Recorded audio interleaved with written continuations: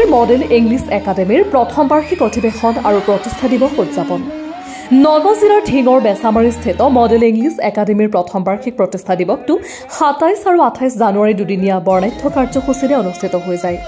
কাৰ্যসূচী অনুসৰি ২৭ জানুৱাৰীৰ পুৱা ৮:৩০ বজাত বিদ্যালয়ৰ পতাকা উত্তোলন কৰে পৰিচালনা সমিতিৰ সভাপতি হাইকুল ইছলামে।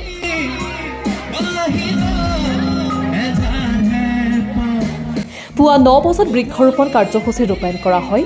৯:৩০ বজাত সম্বৰ্ধনা অনুষ্ঠান অনুষ্ঠিত হয়। ১১ বজাত আলিটাঙনি উছমানিয়া উচ্চতৰ মাধ্যমিক বিদ্যালয়ৰ অৱসৰপ্ৰাপ্ত শিক্ষক জালালুদ্দিন আহমেদ খণ্ডকাৰৰ সভাপতিত্বত মুকলি সভা অনুষ্ঠিত হৈ যায়। মুকলি সভাখনত দৰং জিলাৰ গ্ৰীণউড ইণ্টাৰনেশ্যনেল স্কুলৰ অধ্যক্ষ ড ব্ৰজেন্দ্ৰ দেৱমোহন শৰ্মা, ঢিং মহাবিদ্যালয়ৰ অধ্যক্ষ ড বিমান হাজৰিকা আৰু কটকুৰি ছিনিয়ৰ ছেকেণ্ডাৰী স্কুলৰ প্ৰবক্তা ড আশ্ৰফ ৱাহিদে আধুনিক শিক্ষা, ইংৰাজী শিক্ষা আৰু গুণগত শিক্ষাৰ ওপৰত গুৰুত্বপূৰ্ণ ভাষণ দিয়াৰ লগতে ছাত্ৰ ছাত্ৰীসকলক শিক্ষামূলক উপদেশ প্ৰদান কৰে।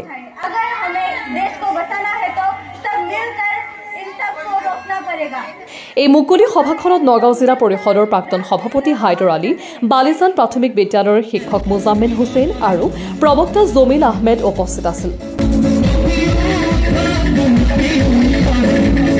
২৮ জানুৱাৰীৰ পুৱা ৯ বজাত ছাত্ৰ ছাত্ৰীৰ দ্বাৰা প্ৰদৰ্শিত বিচিত্ৰ অনুষ্ঠান অনুষ্ঠিত হয়।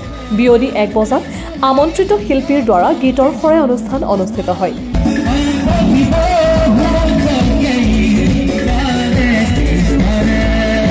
গীতৰ শৰাই অনুষ্ঠানটোত অনুৰাগ চৌধুৰী আৰু অংকিতা হাজৰিকাৰ গীতে মাতে ছাত্ৰ ছাত্ৰীক আপ্লুত কৰি তোলে।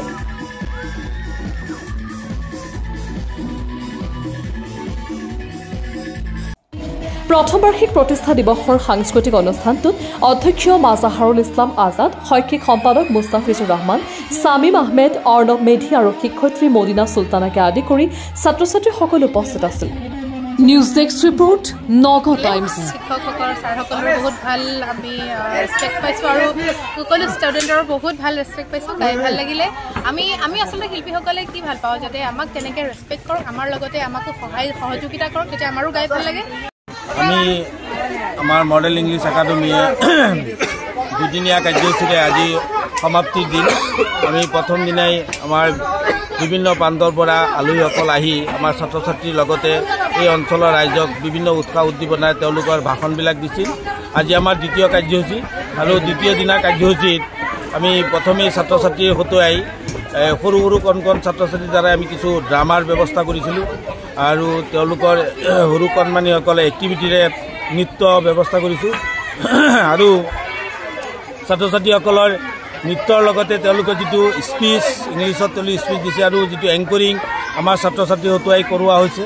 গতিকে আমি এইকেইদিনত ছাত্ৰ ছাত্ৰীৰ ফালৰ পৰা আমি খুব কম দিনৰ ভিতৰত যথেষ্ট উপকৃত হৈছোঁ আৰু দৰ্শকসকলেও চাই খুব ভাল পাইছে যে ইমান কম দিনৰ ভিতৰত এই মডেল ইংলিছ একাডেমীয়ে বহুত আগবাঢ়ি গৈছে, ছাত্ৰ ছাত্ৰীসকলক বিভিন্ন দিশত আগুৱাই লৈ যাব পাৰিছে আৰু ইয়াৰ আলমত আছে মডেল ইংলিছ একাডেমীৰ সদস্যসকল তথা তেওঁলোকৰ শিক্ষকবৃন্দসকল। গতিকে আমি আপোনালোকৰ জৰিয়তে জনাব বিচাৰোঁ যে আমি এই বছৰৰ আমাৰ যিটো এডমিশ্যনৰ প্ৰক্ৰিয়া চলি আছে আৰু এডমিশ্যনৰ প্ৰক্ৰিয়াৰ ব্যৱস্থাটো হৈছে নাৰ্চাৰীৰ পৰা